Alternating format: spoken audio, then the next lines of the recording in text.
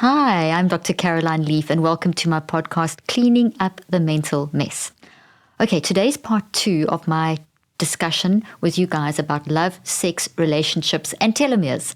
And I told you in last week's podcast about the fact that our biological age actually gets better with safe, consensual, sexual, intimate relationships and relationships where people have been together for a long period of time and they feel, even a short period of time, but where they feel safe and supported. And a study done by Dr. Elisa Ippel, who I have interviewed, who is a leading authority when it comes to chronic stress and how it affects chronic toxic stress and how that affects our biological age as assessed through looking at telomeres, which are the ends of chromosomes. So go listen to last week's podcast first, or you can listen to this one and go back and listen to that one. And go listen to the one where I interviewed Dr. Lisa Eppel as well, because the study that she did on how sex basically influences telomere length and therefore your biological and physical health was her most it was one of her studies that went completely viral. And we'll put the link in the show notes as well, so you can go read the study. So last week I gave you some tips, and I'm going to continue with another tip today to help increase our telomere length and have great relationships and great sex. Okay, so here is the next tip. So another thing that you can do to help with increasing our biological health through increasing telomere length and mitochondrial function and immune system health, which all work towards improved sex life, improved physical, how you feel physically and mentally, is to create some routines and rituals together in your life with your partner. Okay, so a routine, what's the difference, first of all, between a routine and a ritual? But first of all, routines and rituals do wonders in the brain.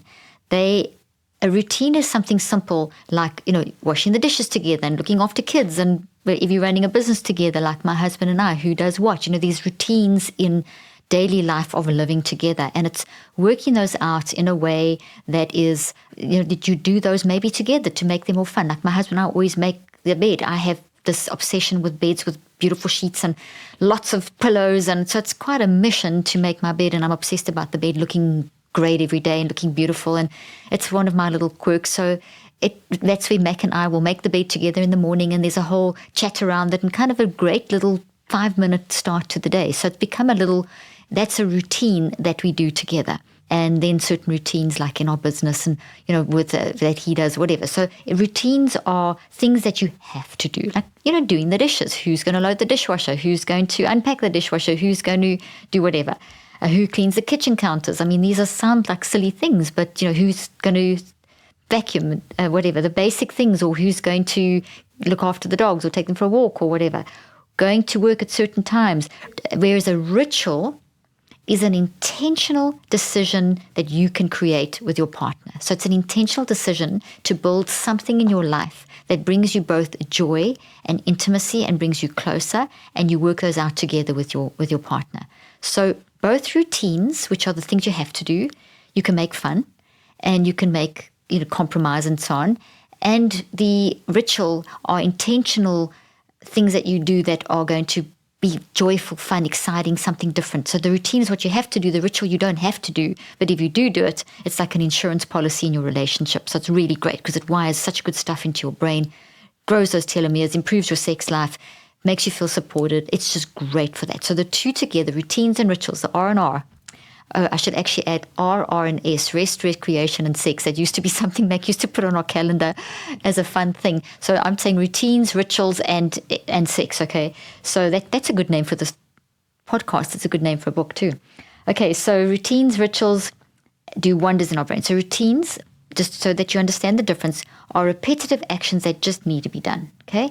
Rituals are viewed as more meaningful practices which have a real sense of purpose. So what do they do? Just a little bit about some brain science and why they help with things like telomere lengthening and so on, is doing those together creates intimacy in being with each other and doing these things together, and that balances the mind-brain-body connection. So it creates a very healthy relationship between the mind-brain-body connection between you and your partner. So as you form a relationship, You're literally wiring your partner into your brain, and your partner's being wired into you, being wired into your partner's brain. You wire it in and you connect it.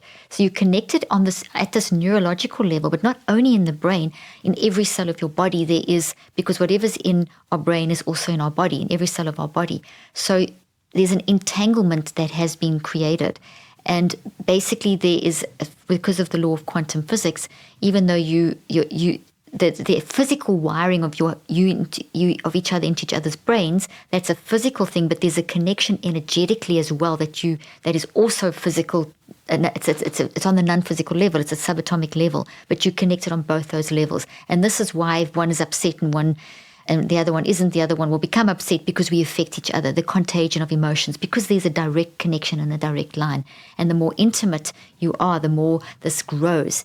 And so the safer the space is, and a safe space means that you can argue comfortably and all that kind of thing, which is why I'm doing this series of podcasts, Agree to Good Sex, etc. That just creates health across the entire mind-brain-body connection. So routines and rituals help to do the stabilization of the mind-brain-body connection between two people. Also, as you are going through all these little tips that I'm giving, remember, in order to make a behavior change in your life, in other words, to make sure that you get these routines a habit, the rituals a habit, the things I spoke about in the previous podcast, whatever, the ways of how to confront your partner, etc., the things I spoke about last week, whatever you do, in order for it to be a ritual, to be a habit, you're going to have to practice it for at least 63 days.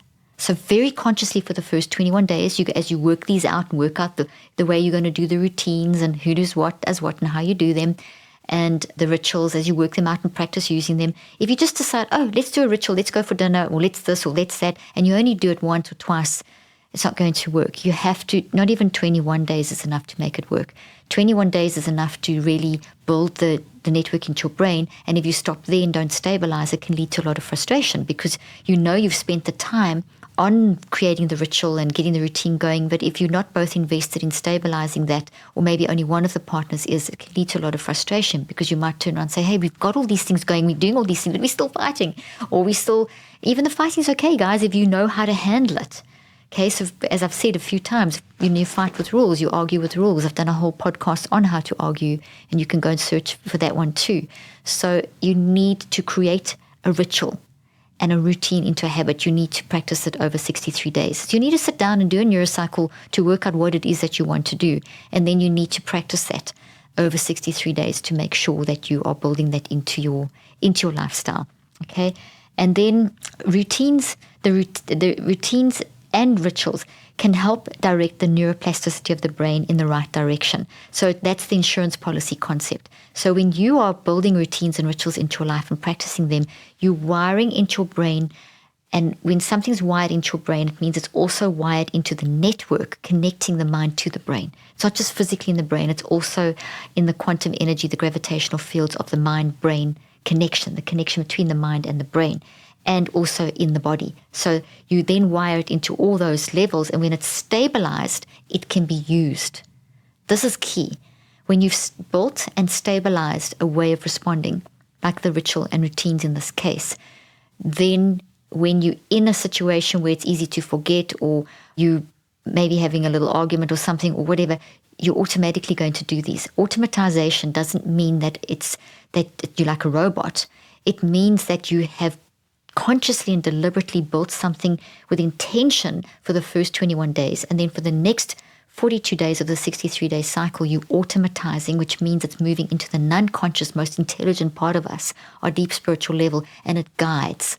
So instead of thinking of it as a robotic driving action, it is a guiding process. So when it's an insurance policy concept where you are building good stuff in, then the good stuff guides you, and you have so much more peace in your life as an individual and in your relationship. By the same token, if you've built routines and rituals that are toxic over periods of time without even realizing, like 3 months later, 9 weeks, 3 months goes by quickly, and you've been doing the same thing for 3 months, you've wired that into your mind-brain-body connection. So that's the behavior that's going to come out. It's been automatized, and that toxic thing is driving.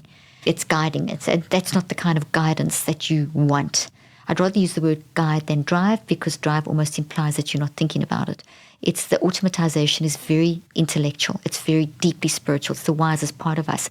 But sometimes our guiding is from a toxic place, and that can then affect how we keep responding. So these patterns, that means there's something going on in our relationship that we've both wired in that is now manifesting in a repeated way. And then this is how you can start dealing with that. Okay, so the neurocycle, then I recommend you guys get onto my neurocycle app. The link is in the show notes if you aren't already.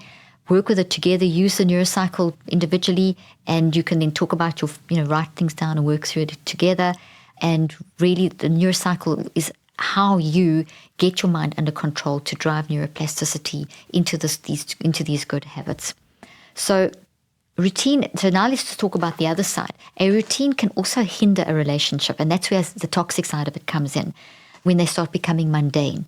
So, that's where the day-to-day things of life can kind of get, mundane. There's things like, you have to keep making that bed. And that's why, because it's such a big thing, such a silly thing, but it's such a big thing for me, we always seem to laugh when we're making the bed. There's always something funny about that. So that's sort of how it could easily become mundane, but we've chosen to kind of bring a little bit of humor into it.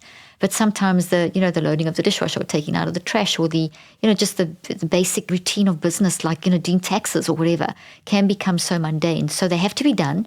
So having the ritual, which is the fun thing, which is enjoyable, which is something that you want to do, that can balance that beautifully and can help the routine kind of take the dreariness and the mundaneness off the routine, saying, okay, well, let's get through this and then let's go do our favorite ritual. So a ritual is a special thing. Let's talk a little bit more about ritual. It's a special thing that partners can participate in together. I'm saying create a ritual where you find an hour a day to do something fun together. And that may sound so difficult to do, but it could just be the dinner routine. That could be a ritual. Make dinner a ritual where it's fun. That's when you're going to really intimately bond. You're not going to have arguments about the day's work, or contentious subjects are off the table in a ritual. It's all good stuff. And if the ritual if it works well around dinner, then, what are we going to do for dinner? Cooking it together, having the meal together, great place to have a beautiful ritual. Then the weekly date night, maybe there's a daily routine. You need to try and build in a 30 minutes to an hour a day ritual.